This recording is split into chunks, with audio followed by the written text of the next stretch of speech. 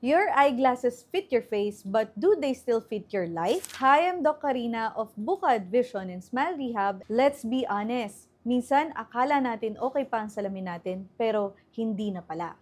Eyeglasses are not just a fashion piece or panglinaw lang. They evolve with your lifestyle, screen habits, and even your eye health. Here are 3 signs it's time to upgrade. 1. Vision fatigue is real. If you feel halo, blurry vision, or eye strain after reading or using digital screens, it might mean outdated lens power or wrong lens type. Number 2.